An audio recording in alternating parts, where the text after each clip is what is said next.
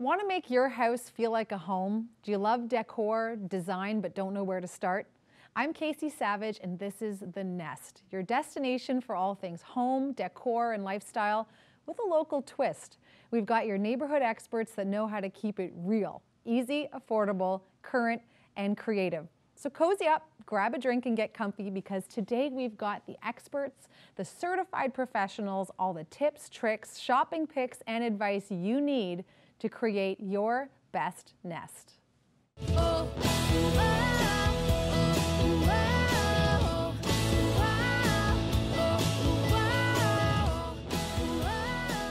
Okay, when you think houseplants, you probably think 1970s, 80s, a bit of 90s, and then everyone kind of got rid of them in the 2000s, right?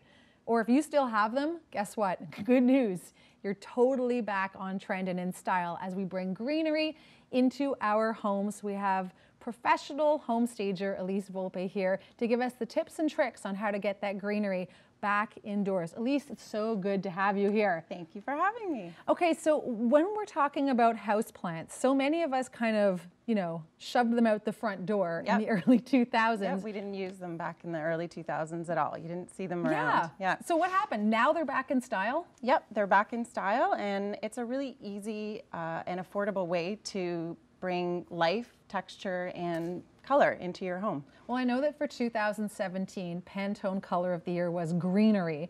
And I know it's all about having, nature back into your home, nature-inspired decor and accents. But you've brought some real and some surprisingly realistic-looking plants for us to look at. Exactly. So what do we have right here on the table? So thanks to Blossom Boutique in Newmarket, I have a bunch of examples of how you can customize plants depending on your style. Yeah. So we have this one here, which is a more traditional style. And is that because it's a little topiary? It's a little topiary, and the way that it's potted, very neat. And tidy? And tidy, exactly. Okay, and what about this? This one here is more of a country style. Obviously the pot, and then the way that it's set into the pot has more of a country, hometown feel to it. Okay, wait, so we should be choosing plants that suit the style of our home. So it's not any greenery suits any decor. No, I think it's the way that the plant that you choose, but also the way that you put it in the pot and the pot that you choose. It can really change the style of it. Okay, I love this baby blue, soft sky, almost like a periwinkle mixed in with this lime green. It's so pretty. Yeah, I would call this one arts and crafts, cottage style. Oh. Yeah, and then this one here is it's a type of cactus, which I've never seen before. Yeah, our director loves it. He thinks it looks like something from Jurassic Park. It looks like does. some prehistoric. It does, and apparently when it grows, it has little like bubbles that come off of it as well. It's so cool. So what style would that suit? That one to me is it's like a Southwest style, even the way that it's in the pot with the wood pot. And then the black potted. And the black potted one is a very modern look, and it's got little black stones around on top of the soil to give it a really uniform look. And then the last one is an aloe plant, of course, which has healing benefits to it. And this one to me is kind of a comfortable cottagey look as well, I would say. Okay, now what's this one you found hanging? You're starting to see not necessarily the macrame hanging plants that my mom used to have. Although those are back in style as well. I know they are, but what's this one that you've got here on the rope? So this one here is a really cool plant, and it's called an air plant. And I have to be careful because it's not So it's a soilless plant. It's a soilless plant, and all you need to do to look after this is mist it with a little bit of water every week or so. Oh my gosh, so it's no really low maintenance. How to keep it alive, right? Yeah. Okay, let's take a look at some pics on how we can integrate plants into home decor and style. So what are we seeing here in this house? So this one here is an example of using plants in a traditional setting. Again, the topiary, and then the pots of flowers on the table and behind the couch really just lend itself to a traditional type of decor. So pretty. So pretty. This one is on a plant on a plant stand, which you see all the time. Kind of a bohemian, modern type of decor. I would say a lot of younger people would gravitate towards this style. Unlike my middle-aged self. Okay. What do we have here? And this one is country. You have a topiary fiddle leaf fig in the background, and that one's adding a lot of height and drama. And then the flowers on the table are very country, comfortable as well.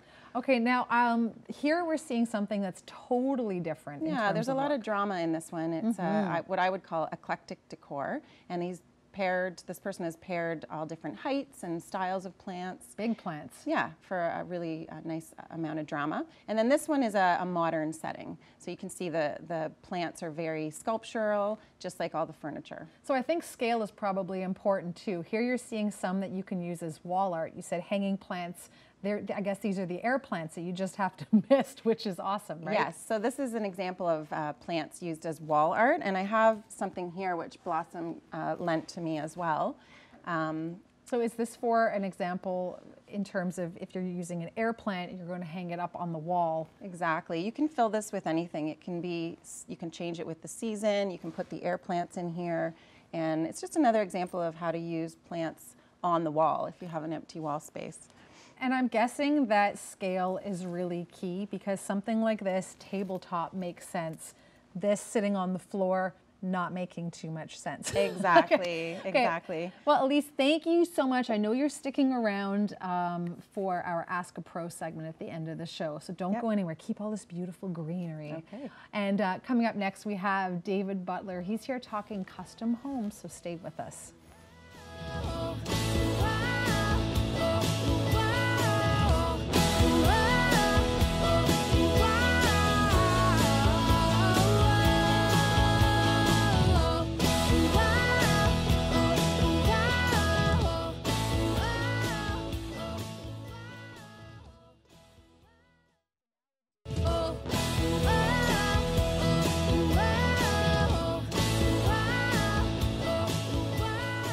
Two words that just get you all a tingle. Custom home. Can you even imagine the dream of having a custom home?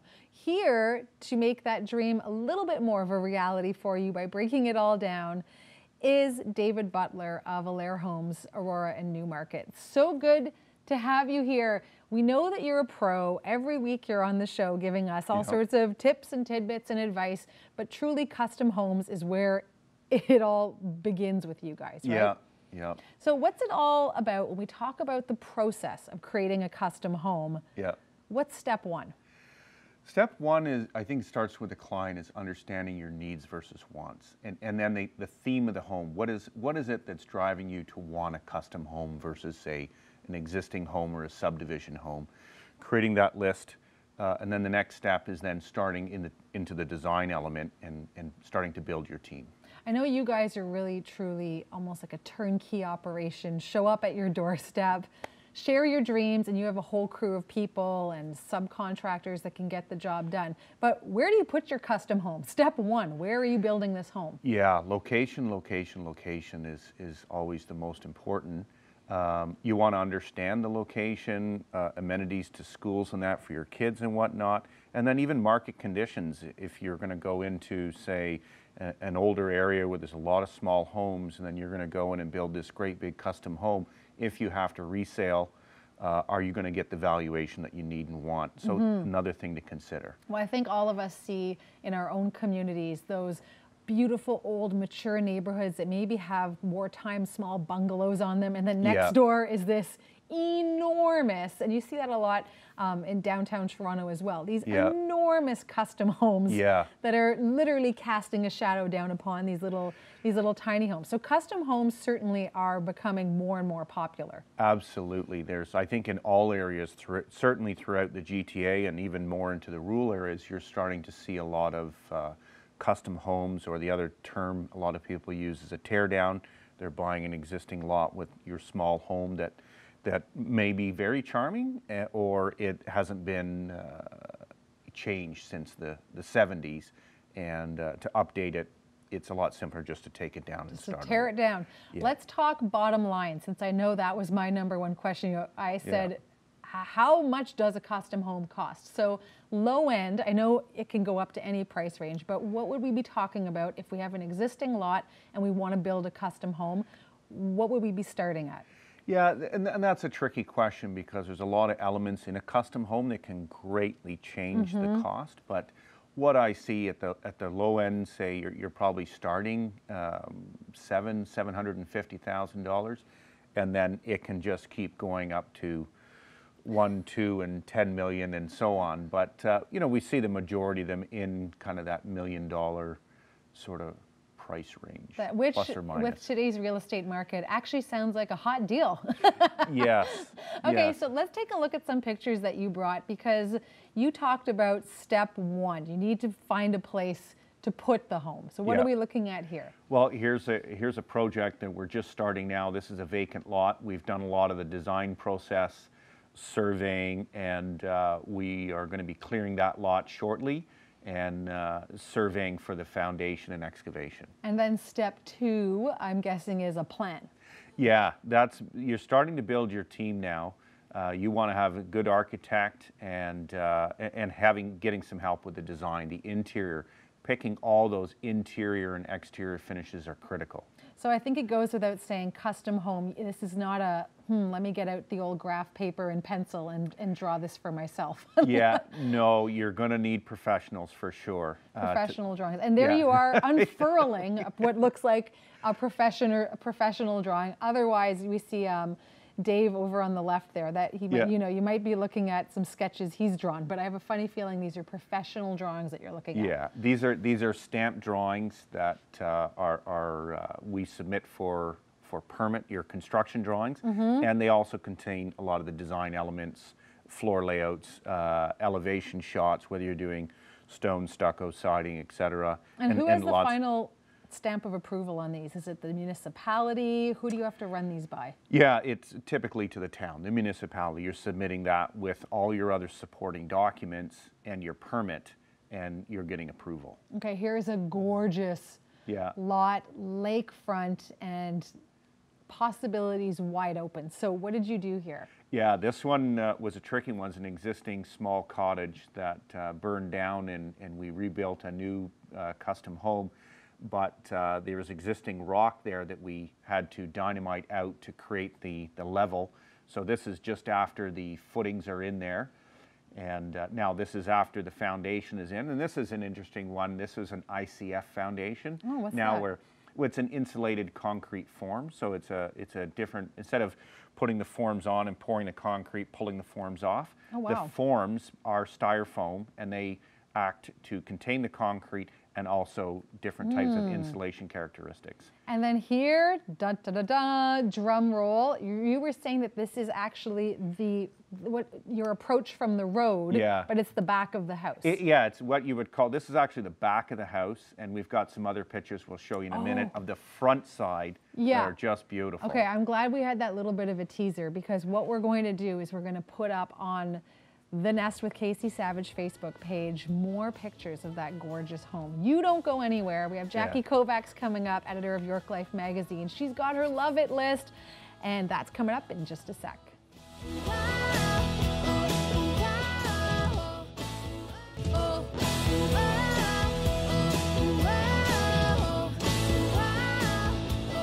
When you're looking for top talent when it comes to great handmade gifts, artists, artisans, you don't actually have to look any further than your own backyard. And here, with our Love It list, the woman that we love, Jackie Kovacs, editor of York Life magazine. How much fun did you have? You happened upon what seemed like, you know, an artist's show, craft show, and you found these incredible local artists and talent. And you've brought some items here today. I have. From York, York Makers. They used to be known as Etsy York Region, but they've rebranded and they're grouping together, and they are the York Makers, yorkmakers.ca. And this is just a sprinkling of the talent that group represents. You'd have to buy a new car if you were going to bring all of the goods that you found. Yeah, I would need a U-Haul. Yeah, exactly. Okay, so let's start with this little faux floral arrangement. This is kind of holiday themed, but there's so much more than holidays at yorkmakers.ca. And also this particular one, Flower Girl makes these. These are all ceramic, handmade. So this one is in holiday colors, but she does them in all kinds of colors. You could do a wedding theme, you could do a Mother's Day, you could just have I need a pretty accent for my room. And it's gorgeous, and I mean, pop it anywhere. I first looked at these and thought they were silk flowers. These are ceramic blooms. Yeah. What are we talking about price point wise? Oh, well under 50 for something this small. Oh my gosh. Okay, so really affordable, great creative gift ideas. I love that works with our first segment where we talked about adding a bit of greenery to your home. So that's some seasonal greenery. And for someone like me who can't grow plants I mean, it's like, oh, done and done. And it's art as well. That's right. Which is so great. Speaking of art, oh my gosh, did you see how cute this is? Yeah, this is by Blue Lake and Rocky Shore, is what she's called. Aww. And she's also with obviously the York Makers. And she just makes these Canadiana-themed cushions. And this is just one of them. She's got sort of gingham with a little moose or a bear. But I thought this looked sort of cozy and holiday and sit by the fire with your it's like hot that cocoa great pair kind of thing. socks combined with your favorite throw. A couple of buttons on here. Exactly. And you told me the price on this, and I was actually blown away because I thought it would be at least double. It's 40. 40. Someone handmade this. I know, handmade. This is so great because you think so often, I know they have those one-of-a-type shows downtown Toronto. You have to go, you have to pay for parking, you have to pay for admission. Yorkmakers.ca, you're shopping from the comfort of your home, and you get just the same caliber, and it's local artists, which is, don't you just feel good when you're supporting local? And you can read about them. If you go to their website, there's little profiles about how they got started and so on. It's really great. And then this, I thought this was so much fun. So pretty. This is from Rustic Hustle, and they make signs, and I just thought, well, here's a holiday sign. For those who are really into it, it's so bright and cheerful, and it's got that little hint of wood, which to me always says Canadiana. Which so pretty. Yeah. Rustic Hustle, sounds like me on a Saturday. Bedhead, ill-fitting clothing. This, however, is really great wall art, even if you leaned it up against, like onto a mantle with a big mirror behind it and a front entryway. On a stand here. And it comes all ready to hang on the back with a hook on it as well, which is so spectacular. What are a couple other things you quickly saw at yorkmakers.ca? Oh, well, some beautiful fine art out of Markham. And also just lots of, it's amazing, people that have had skin issues and then they go and they make their own cream. So lots of creams and lotions and soaps. Hand-knit baby gear and blankets. It was unbelievable. So you could feasibly do all of your holiday shopping off one website, support local artists, feel good about it, and have awesome gifts. Absolutely. I mean, even this awesome hot sauce that I got from my husband who loves hot sauce. Yes. Caliente. It's called Spice of Life. Yes. Spice of Life. Okay, well, things are going to get spicy in just a sec as we assemble our pros and answer your viewer questions coming up right after this.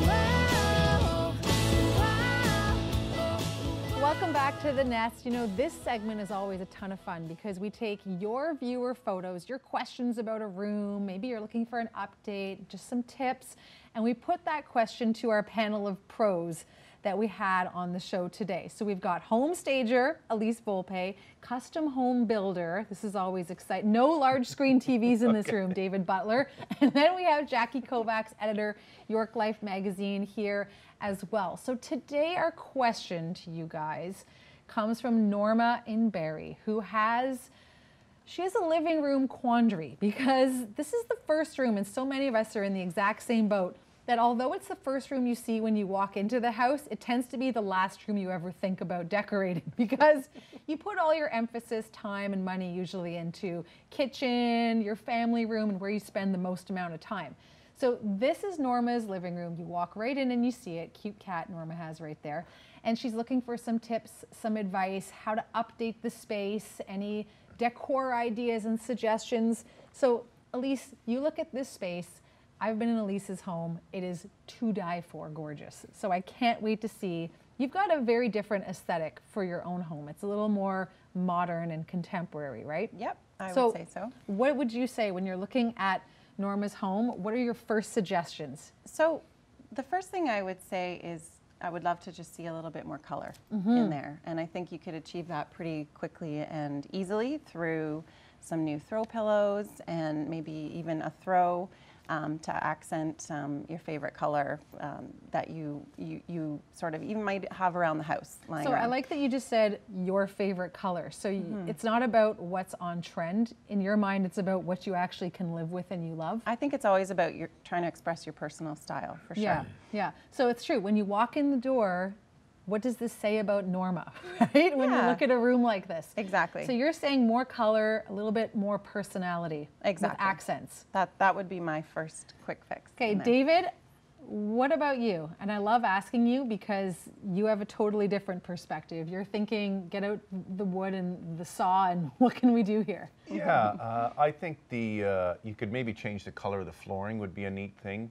I think the existing color is clashing a bit with the couches, and then add some additional lighting in there. There's great windows there. There appears to be lots of light coming in, but it looks like it's still missing a little bit. So whether you could do some recessed pot lights in the ceiling or even some wall sconces on either side of the art. I love that. If we can actually see that room again for 1 second, because I want to take note. I actually didn't take note of Norma's flooring. Hey, I thought light wood is coming back. Is light wood not back in? Yeah, and I think that's kind of in between where you see a lot of people going towards the light wood or the dark wood.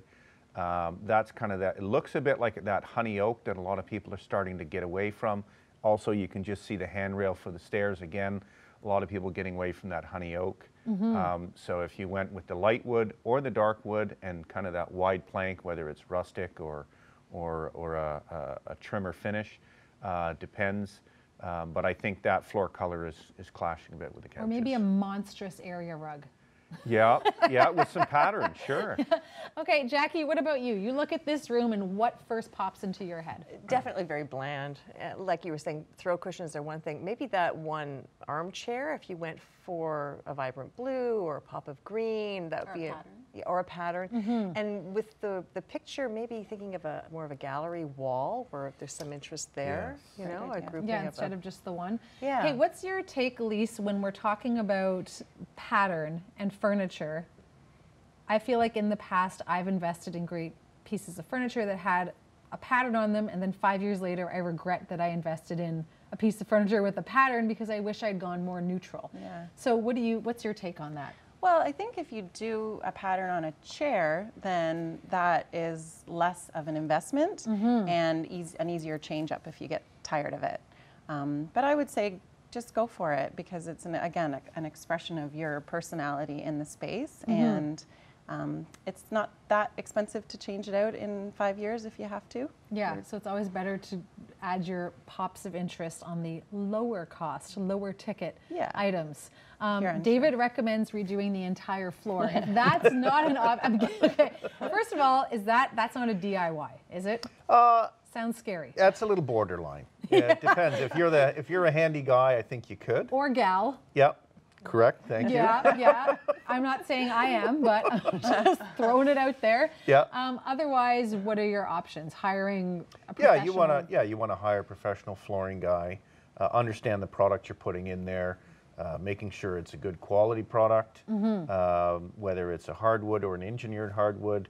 Either option is a great solution. So you're just looking at that one room. Elise, what's your take on having different flooring in different rooms? Or do you think that that's a slippery slope if we change the flooring because now we have to do the entire house? I think that is a slippery slope. I would prefer to see a uniform flooring, at least color in the whole house. Absolutely. And now, what about the plant? You did an entire segment at the start of the show on plants that suit the style of the home.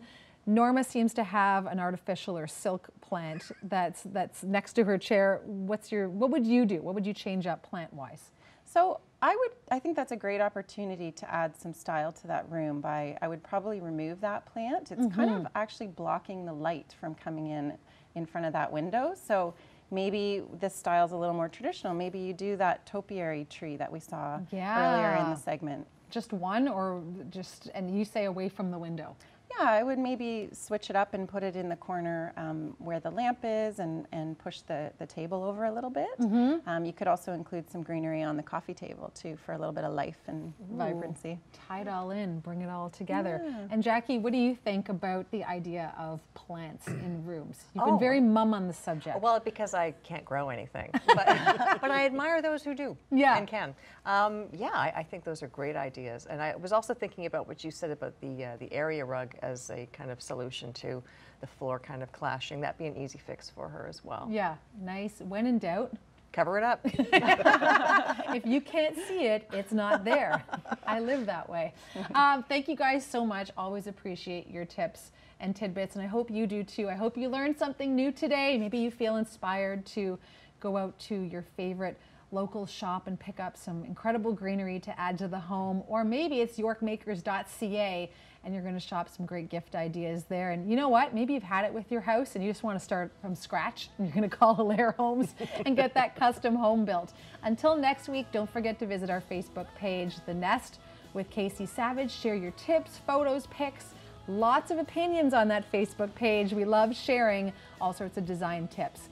In the meantime, happy nesting, and we'll see you again soon.